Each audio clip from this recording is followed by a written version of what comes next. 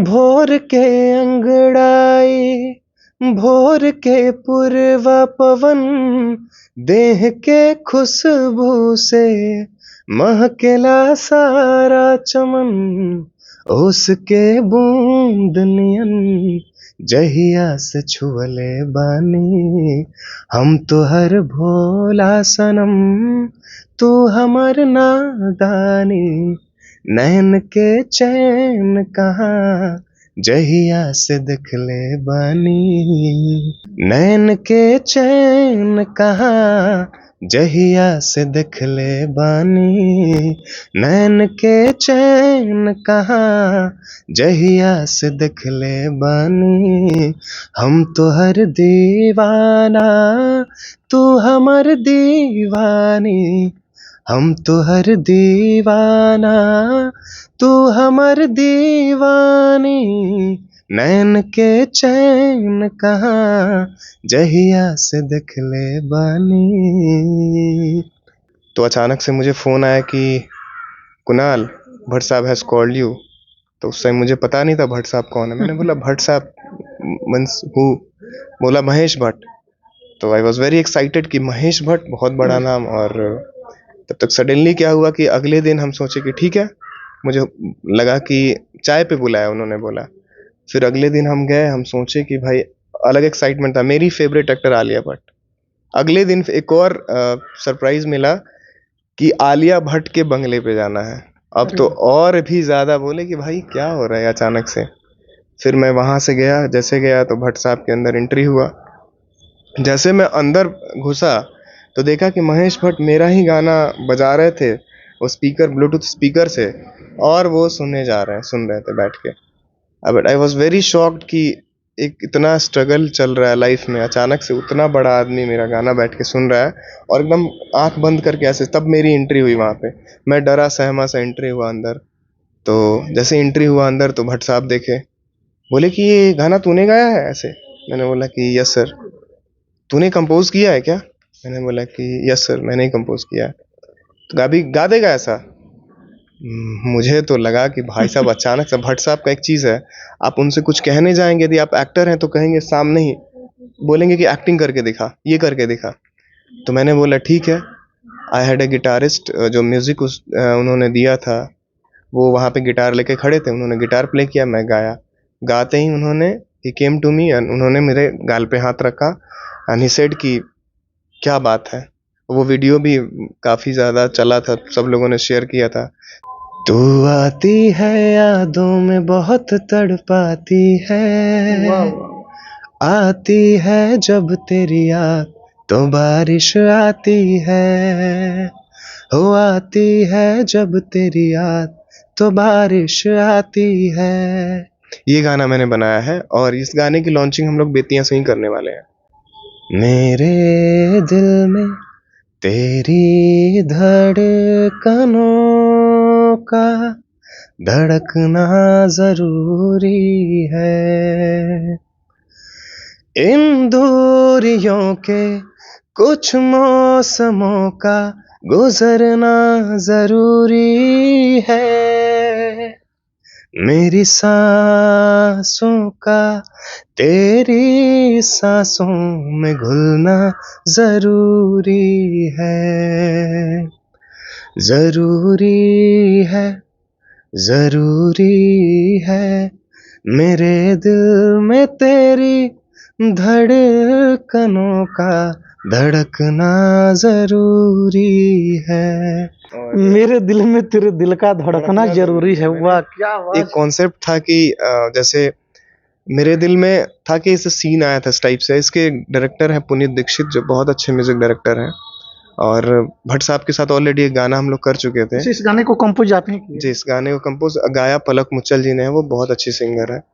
तो पहली बार एक नया कंपोजर, एक बेतिया का लड़का जो यहाँ से मुंबई गया और वहाँ से अचानक जो उसकी फेवरेट सिंगर थी, पलक जी का आवाज़ बहुत अच्छा लगता है मुझे।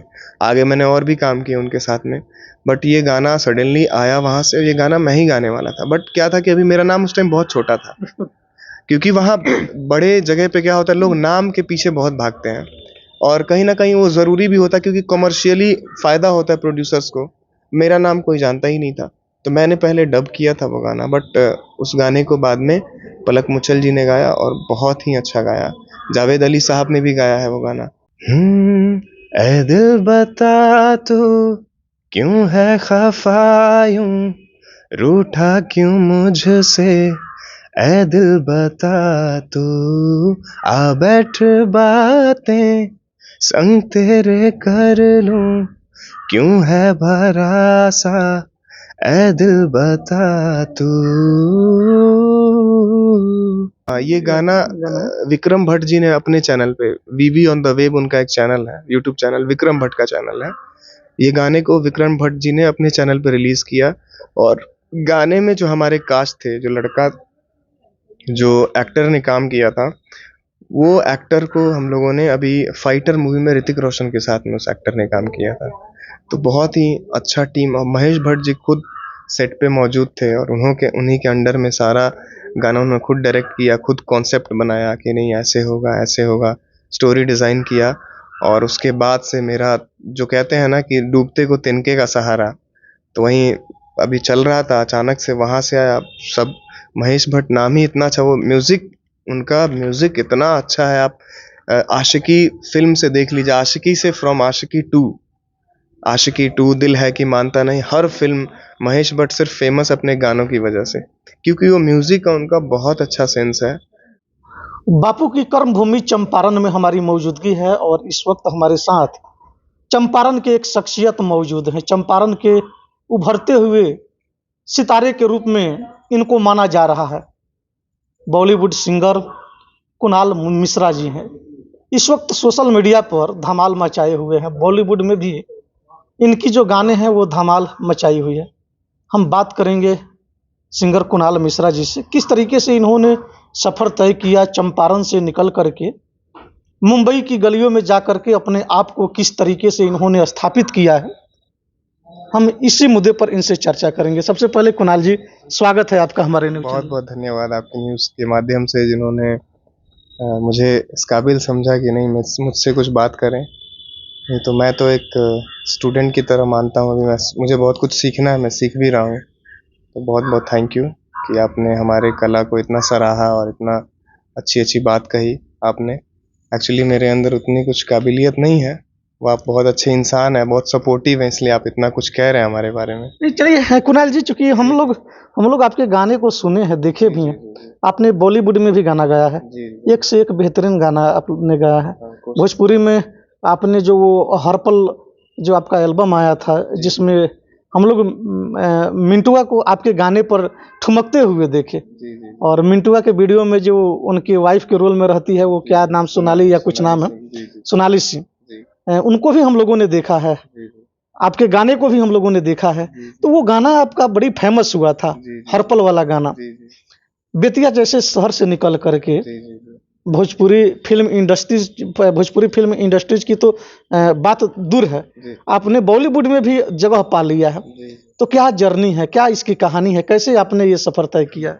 बस शुरू से क्या था कि जैसे मैं तो एक स्टूडेंट था, यहीं KR और आलोक भारती से मेरी पढ़ाई हुई है। जी जी। यहाँ पढ़ने के बाद हम यहाँ से पटना गए। पटना जाने के बाद में एक टीचर थी, भास्वती चक्रवर्ती नाम था उनका। तो उनके पास हुआ कि थोड़ा सा शुरू से ही ऐसे गाते थे, बैकग्राउंड कुछ नहीं था, फैमिली में कोई नहीं ऐसा गाने वाला या फिर ऐसा कुछ भी नहीं था, बट लगा कि भाई थोड़ा गुनगुनाते थे, सब दोस्त तारीफ किए कि नहीं भाई तुम अच्छा गाते हो। तो कोशिश किए कि जब अच्छा कर रहे तो इसमें भी थोड़ा टाइम देके सीखना चाहिए, क्योंकि मैं सीखने पे बहुत बिलीव करता हूँ। मैंने थोड़ा सीखा वहाँ जाके और सीखा तो अच्छे रिजल्ट मिले। तो मैंने सबसे पहला शो था जो GTV सारेगामापा, 2016 में मेरा पटना से सिलेक्शन हुआ और लाइफ में पहली बार मुझे फ्लाइट पे चढ़ने का मौका मिला। तो वहाँ से सीधा मेगा ऑडिशन के लिए मुझे फ्लाइट से बुलाया गया, कोलकाता से मुंबई। तो वहीं से शुरुआत हुई। उसके बाद में मैंने एजुकेशन भी पूरी की अपनी, और फिर उसके अलावा मैंने फिर म्यूज़िक को चूज़ किया और ईश्वर का है कि अच्छा, थोड़ा बहुत अच्छा रिजल्ट मिला और अभी मिल भी रहा है, क्योंकि अभी मैं 26 साल का हूँ, तो अभी और सीखना चालू है मेरा, सब चल रहा है अभी। तो बस ऐसे ही शुरू हुआ। शुरू होने के बाद में फिर गए वहाँ मुंबई में। बहुत टफ था लाइफ, क्योंकि कोई सपोर्ट नहीं बैक से, और एक अकेला लड़का वहाँ जाना और सब चीज़ मैनेज करना, रहना, खाना, कैसे सीखना, वो सब बहुत लंबी कहानी है जो बहुत छोटे समय में नहीं बता पाएँगे। और फिर हुआ और धीरे-धीरे ईश्वर का कृपा हुआ और कहीं मेरी मेहनत भी थोड़ी बहुत थी और मुझे रिज़ल्ट मिला। तो बस मुझे चांस मुझे महेश भट्ट जी ने दिया और उसके बाद थोड़ी-सी मेरी लाइफ़ चेंज हुई और बहुत अच्छे काम मिलने लगे फिर जी, मुझे। महेश भट्ट जी के भी साथ आपने गाने किए हैं जी, क्या? जी, जी। कौन सा गाना मेरा उनके साथ किया था? मेरा पहला एक गाना मैंने बनाया था और वो गाने को मैंने किसी और को बेच दिया था वो गाना। तो वो गाना मेरे फ्रेंड ने वो बजा रहे थे स्टूडियो में, तो वो गाना भट्ट साहब के कान तक पहुँचा। तो अचानक से मुझे फ़ोन आया कि कुणाल, भट्ट साहब हैज़ कॉल्ड यू। तो उस टाइम मुझे पता नहीं था भट्ट साहब कौन है। मैंने बोला भट्ट साहब मीन्स हू? बोला महेश भट्ट। तो आई वाज़ वेरी एक्साइटेड कि महेश भट्ट बहुत बड़ा नाम। और तब तक सडनली क्या हुआ कि अगले दिन हम सोचे कि ठीक है, मुझे लगा कि चाय पे बुलाया उन्होंने बोला। फिर अगले दिन हम गए, हम सोचे कि भाई अलग एक्साइटमेंट था। मेरी फेवरेट एक्टर आलिया भट्ट। अगले दिन एक और सरप्राइज मिला कि आलिया भट्ट के बंगले पे जाना है। अब तो और भी ज़्यादा बोले कि भाई क्या हो रहा है अचानक से। फिर मैं वहाँ से गया, जैसे गया तो भट्ट साहब के अंदर एंट्री हुआ। जैसे मैं अंदर घुसा तो देखा कि महेश भट्ट मेरा ही गाना बजा रहे थे वो ब्लूटूथ स्पीकर से और वो सुन रहे थे बैठ के। अब आई वॉज वेरी शॉक्ड कि एक इतना स्ट्रगल चल रहा है लाइफ में, अचानक से उतना बड़ा आदमी मेरा गाना बैठ के सुन रहा है और एकदम आंख बंद करके ऐसे। तब मेरी एंट्री हुई वहाँ पे। मैं डरा सहमा सा एंट्री हुआ अंदर। तो जैसे एंट्री हुआ अंदर तो भट्ट साहब देखे, बोले कि ये गाना तूने गाया है ऐसे। मैंने बोला कि यस सर। तूने कंपोज किया है क्या? मैंने बोला कि यस सर, मैंने ही कंपोज किया है। तो गा देगा ऐसा? मुझे तो लगा कि भाई साहब अचानक से भट्ट साहब का एक चीज़ है, आप उनसे कुछ कहने जाएंगे, यदि आप एक्टर हैं तो कहेंगे सामने ही, बोलेंगे कि एक्टिंग करके दिखा, ये करके दिखा। तो मैंने बोला ठीक है। आई हैड ए गिटारिस्ट जो म्यूज़िक उन्होंने दिया था, वो वहाँ पे गिटार लेके खड़े थे, उन्होंने गिटार प्ले किया, मैं गाया। गाते ही ही केम टू मी एंड उन्होंने मेरे गाल पे हाथ रखा एंड ही सेड कि क्या बात है। वो वीडियो भी काफ़ी ज़्यादा चला था, सब लोगों ने शेयर किया था, जिसमें हम और महेश भट्ट जी एक साथ गा रहे हैं और एकदम वो क्या बात है कर कौन रहे से हैं। गाने थे उसको थोड़ा गुनगुना के हाँ, वो गाना था इस टाइप से कुछ। ए दिल बता तू क्यों है खफा यूं, रूठा क्यों मुझसे, ए दिल बता तू, आ बैठ बातें संग तेरे कर लूं, क्यों है भरा सा, ए दिल बता तू। किस फिल्म का ये गाना है? ये एक्चुअली फिल्म में नहीं था। एक्चुअली क्या था कि ये फिल्म अभी बातचीत चला हुआ था फिल्म में, बट कुछ इशू की वजह से फिल्म में नहीं गया था ये ये गाना। गाने तो बहुत फेमस हाँ, ये गाना गाना है। विक्रम भट्ट जी ने अपने चैनल पे, वीवी ऑन द वेब उनका एक चैनल है, यूट्यूब चैनल विक्रम भट्ट का चैनल है। ये गाने को विक्रम भट्ट जी ने अपने चैनल पे रिलीज किया और गाने में जो हमारे कास्ट थे, जो एक्टर ने काम किया था, वो एक्टर को हम लोगों ने अभी फाइटर मूवी में ऋतिक रोशन के साथ में उस एक्टर ने काम किया था।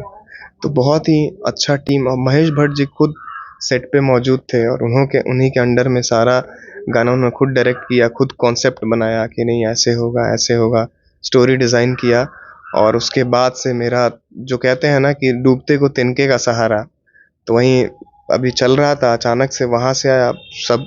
महेश भट्ट नाम ही इतना अच्छा, वो म्यूज़िक, उनका म्यूज़िक इतना अच्छा है। आप आशिकी फिल्म से देख लीजिए, आशिकी से फ्रॉम आशिकी टू, दिल है कि मानता नहीं, हर फिल्म महेश भट्ट सिर्फ फेमस अपने गानों की वजह से, क्योंकि वो म्यूज़िक का उनका बहुत अच्छा सेंस है and he is a very good musician. वो म्यूजिशियन भी बहुत अच्छे हैं वो। तो वहाँ से थोड़ा सा चेंज हुआ लाइफ। उसके बाद में कितनी बार भट्ट साहब के साथ हम गए, कितने 90-20 में मुझे उन्होंने एज ए कंपोज़र मैंने काम किया है। सबसे पहले उन्होंने ब्रेक दिया 90-20 में। उसमें भी आपके गाने हैं? हाँ, उसमें हमारे कौन सा थे। गाना है उसमें? उसमें एक गाना था ज़रूरी है, तो उसको सुना दीजिए थोड़ा गुनगुना के। वो ऐसे था। कॉन्सेप्ट था कि जैसे मेरे दिल में था कि ऐसे सीन आया था इस टाइप से। इसके डायरेक्टर हैं पुनीत दीक्षित, जो बहुत अच्छे म्यूज़िक डायरेक्टर हैं। और भट्ट साहब के साथ ऑलरेडी एक गाना हम लोग कर चुके थे। इस गाने को कंपोज आप ही किए? जी, इस गाने को कंपोज गाया पलक मुचल जी ने है, वो बहुत अच्छी सिंगर है। तो पहली बार एक नया कंपोजर, एक बेतिया का लड़का जो यहाँ से मुंबई गया और वहाँ से अचानक जो उसकी फेवरेट सिंगर थी, पलक जी का आवाज़ बहुत अच्छा लगता है मुझे। आगे मैंने और भी काम किए उनके साथ में, बट ये गाना सडनली आया वहाँ से, ये गाना मैं ही गाने वाला था। बट क्या था कि अभी मेरा नाम उस टाइम बहुत छोटा था, क्योंकि वहाँ बड़े जगह पे क्या होता है, लोग नाम के पीछे बहुत भागते हैं और कहीं ना कहीं वो ज़रूरी भी होता है, क्योंकि कमर्शियली फ़ायदा होता है प्रोड्यूसर्स को। मेरा नाम कोई जानता ही नहीं था, तो मैंने पहले डब किया था वो गाना, बट उस गाने को बाद में पलक मुचल जी ने गाया और बहुत ही अच्छा गाया। जावेद अली साहब ने भी गाया है वो गाना, तो मैंने भी गाया अपने वर्जन में। तो वो गाना बहुत अच्छा चला, कितने 3-4 सिंगर से गवाया भट्ट साहब ने। बट अल्टीमेटली एक बारी मीटिंग में बैठे थे, भट्ट साहब ने कहा कि हम क्या किए कि थोड़ा मेरा कुछ अनबन हुआ था, वो मैं कहना नहीं चाहूँगा वो म्यूज़िक डायरेक्टर से। तो उसके बाद में क्या हुआ कि मैंने क्या किया कि वो गाना सिर्फ पियानो पे बैठ के मैंने वो गाना गाया और गा के मैंने डाला वो गाना। तो भट्ट साहब ने बोला कि अरे यार, तेरी वॉइस में कितना अच्छा गाना था, पहले मुझे तुम्हें ही डब करना चाहिए था। बट प्रोड्यूसर्स, बहुत सारे प्रोड्यूसर्स थे, तो उनका अपना अपना कॉल होता है, क्योंकि सब कोई सोचता है कि मतलब पैसे, आजकल सब चीज़ पैसा हो गया है कि नहीं भाई, फेमस गाएगा तो ये गाना बिक जाएगा या पैसा इससे आ जाएगा। तो वहीं से क्या हुआ कि गाना बहुत अप्रिशिएट किए, बोले कि क्या था वो।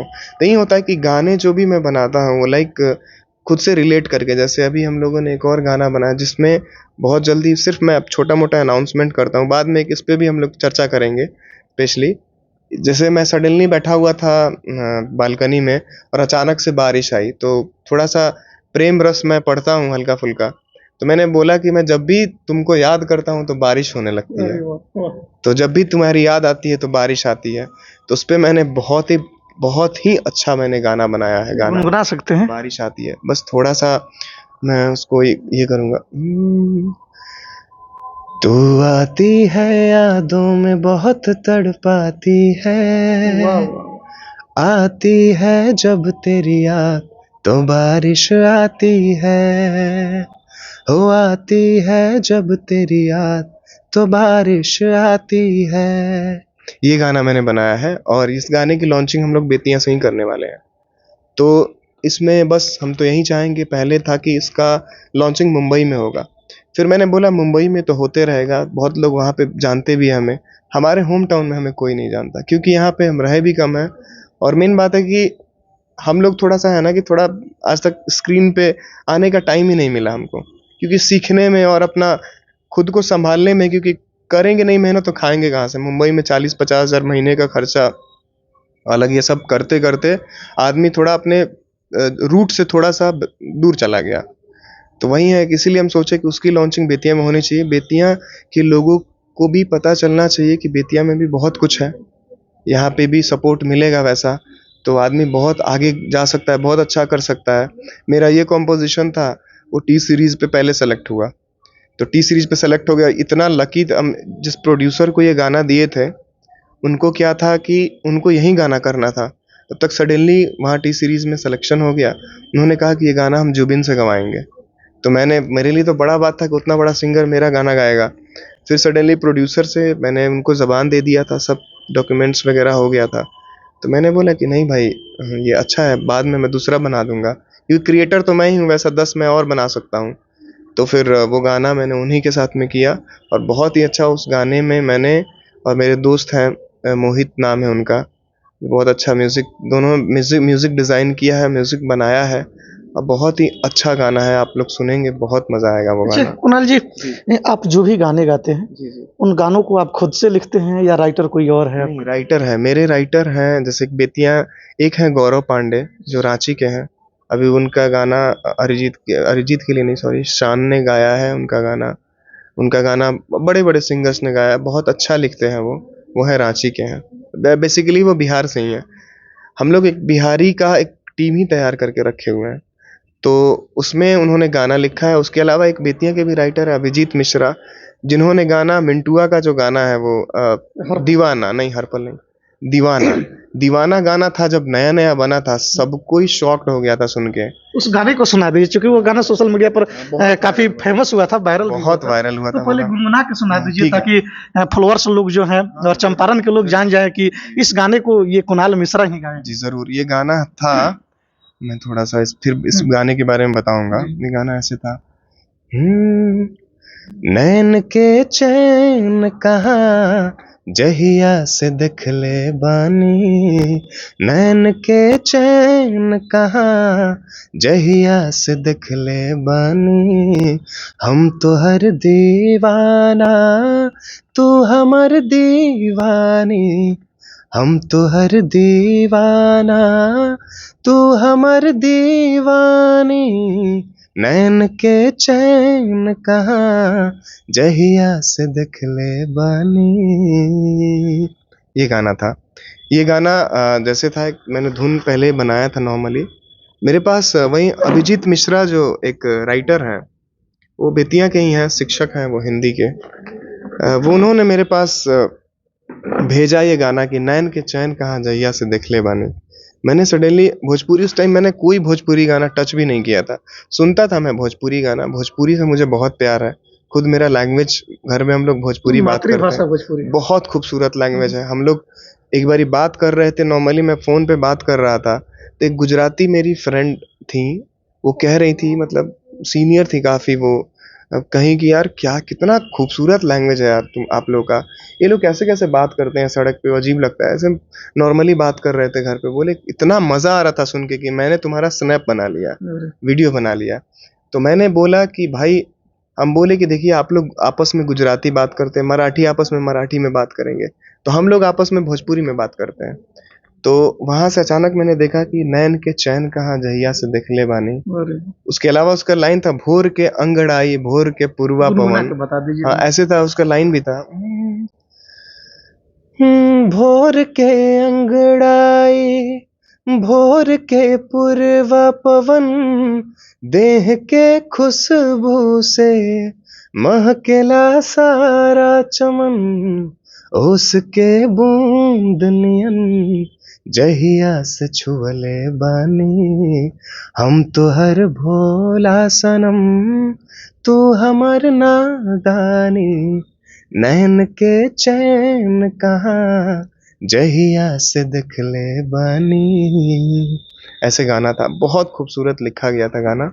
और मुझे लगा कि नहीं, ये इतना खूबसूरत है, तो इतना खूबसूरत इस गाने को बनाया गया है, इस गाने को बनाना चाहिए। इस गाने में मैंने इतना अच्छा म्यूजिक, आप लोग सुनेंगे यूट्यूब पे, आप ये लगा दीजिएगा, इतना बढ़िया उसमें लाइव इंस्ट्रूमेंट मैंने बजाया है। ये आजकल का वो शोर शराबा वाले म्यूजिक थोड़े से बहुत चल रहे हैं, सब लोग अच्छा कर रहे हैं अपने अपने अपने स्तर से, लेकिन मैंने सोचा कि उसी में एक अलग स्तर करना चाहिए कि सब लोग, एक बहुत कुछ है भोजपुरी में, बहुत काम हो रहा है, लेकिन एक ऐसा कुछ नहीं हो पा रहा है जिससे हम लोग भोजपुरी को रिप्रेजेंट कर सके कि नहीं भाई, this is our Bhojpuri, this is ये थिंग, दिस इज वो।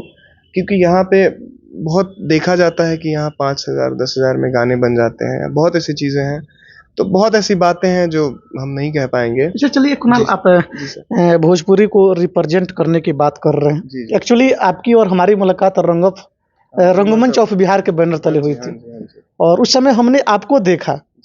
तो वो कहते हैं ना कि कुछ लोगों के अंदर वो हुनर होती है कि वो प्रतिभा को दूर से ही पहचान लेते हैं। हमने उसके पहले आपके हम गाने सुने थे, आपके कई सारे हिंदी भी गाने आपके सुने थे, वो हरपल वाला भी, दीवाना वाला भी हमने गाना सुना था, लेकिन एक्चुअली हम जानते नहीं थे कि कुणाल मिश्रा आप ही हैं, या आपसे कोई हमारी परिचय नहीं थी। हमने उस वक्त आपको देखा, आपकी प्रतिभा को हमने पहचाना और आपके बारे में हमने जानने का प्रयास किया। पता चला कि आपने हरपल गाना गाया, दीवाना गाना गाया, बॉलीवुड में एक से बढ़ के एक आपने गाने गाए हैं। तो हमारी भी इच्छा थी उस वक्त भी, हालांकि हम लोग इंटरव्यू करने वाले थे, एक पॉडकास्ट करने वाले थे, लेकिन समय का अभाव था। आप भी बिजी थे, हम भी बिजी थे, हमें और कहीं जाना था, इसलिए हम लोग का इंटरव्यू पॉडकास्ट नहीं हो सका। आप भोजपुरी को रिप्रेजेंट करने की बात कर रहे हैं, तो आपने हालांकि भोजपुरी में भी आपने गाना गाया है। तो अभी जो मौजूदा समय में देखते हैं कुणाल जी की, बहुत ऐसे भोजपुरी सिंगर लोग हैं जो कि अंध फंद गाना गा करके, कुछ अश्लील गाना गा करके सुर्खियां बटोर ले रहे हैं, भोजपुरी के स्तर को गिरा दे रहे हैं। जो भोजपुरी एकदम वो कहा जाता है कि आत्मा को छू लेने वाली जो भाषा है, जी, जी। भोजपुरी में मिठास, रस एकदम कुट-कुट करके भरा हुआ है। जी, जी। तो ऐसे में भोजपुरी बदनाम हो गया है। जी, जी। भोजपुरी के कुछ सिंगरों ने बदनाम कर दिया है। जी, जी, जी। तो क्या इस तरह को लेकर के कभी आपको भी झेलना पड़ा है, भोजपुरी बदनाम है, इसको लेकर के कभी जब आप इस बात का कहीं ज़िक्र करते होंगे कि जी, हाँ, जी। हम भी भोजपुरी इलाके से बिलॉन्ग करते हैं, जी। भोजपुरी हमारी मातृभाषा है, जी, जी। या भोजपुरी गाना भी गाते हैं। हुँ, हुँ। तो जो भोजपुरी के ऊपर जो ये सवाल खड़ा होता है, जो एक तगमा लगता है, हुँ, हुँ। इसको कभी आपको भी झेलना पड़ा है क्या? हाँ, ये ऑब्वियसली अब भोजपुरी क्षेत्र से हैं तो क्या है कि देखिए सबका अपना-अपना व्यक्तिगत मामला होता है, ठीक है? जैसे बीच में क्या हुआ था कि हमको ऑफ़र आया था एक बहुत बड़े, मैं चैनल का नाम नहीं लूँगा। जब मेरा गाना वायरल हुआ था तो एक चैनल वाले ने ऑफ़र किया, मैं बहुत खुश हुआ। गया, उन्होंने मुझे कॉन्ट्रैक्ट दिया 20 लाख रुपए का। अब एक स्ट्रगलर के लिए बहुत बड़ा अमाउंट होता है 20 लाख रुपए। बिल्कुल। तो हम गए, जाके बोले कि ठीक है भाई, बहुत अच्छा है। गाने के बाद में मैंने बोला कि यस सर, मैंने बोला कि देखिए हम तो ऐसा-ऐसा गाना करते हैं, बनाते हैं। तो वो बोले कि अरे सर, आपसे ये उम्मीद नहीं किए थे। कि मैंने बोला कि मैंने तो कुछ कहा ही नहीं आपसे। तो उन्होंने बोला कि नहीं-नहीं, गाने का कुछ भी नहीं होता है। ये उन्होंने हिंदी, पंजाबी बताने लगे कि इसमें ऐसे गाने बनते हैं, वैसे गाने बनते हैं। तो मैंने बोला बनते हैं। कहा कहा ना मैंने आपसे कि सबका अपना-अपना व्यक्तिगत मामला है। तो मैंने बोला कि मेरा व्यक्तिगत है कि मैं एक बहुत ही सम्मानित फैमिली से हूँ, ठीक है? बहुत अच्छे फैमिली से हूँ, और उसके अलावा क्या है कि मेरा अपना व्यक्तिगत मामला ये है कि मैं इस टाइप के थोड़े गाने नहीं कर पाऊँगा। वो गाने ऐसे-ऐसे हैं कि मैं खोल नहीं पाऊँगा आपके सामने। मैंने बोला कि मुझ में अभी इतना टैलेंट नहीं है, टू बी फ्रैंक। सच में बहुत टैलेंटेड लोग हैं, और मैं अभी उतना टैलेंटेड नहीं हूँ मैं, कि मैं उतना गाना गा पाऊँ या उस वैसे कर पाऊँ मैं, वैसे-वैसे चीज़ें, शब्द मेरे मुँह से निकल पाएँ। तो मैंने बोला कि फ़िलहाल में तो मैं नहीं कर पाऊँगा। और बहुत ही बाद में मैं हुआ कि एक काम आप क्यों नहीं करते हैं, आप थोड़ा-सा ट्राई करके अच्छे-अच्छे करने की कोशिश कीजिए। कह रहे हैं, "अरे! अरे! नहीं चलेगा वो, नहीं हुँ, चलेगा।" मैंने बोला सिर्फ़ चलने के लिए ही है क्या ये सब? मैंने बोला कि और भी बहुत सारे लैंग्वेजेज़ हैं।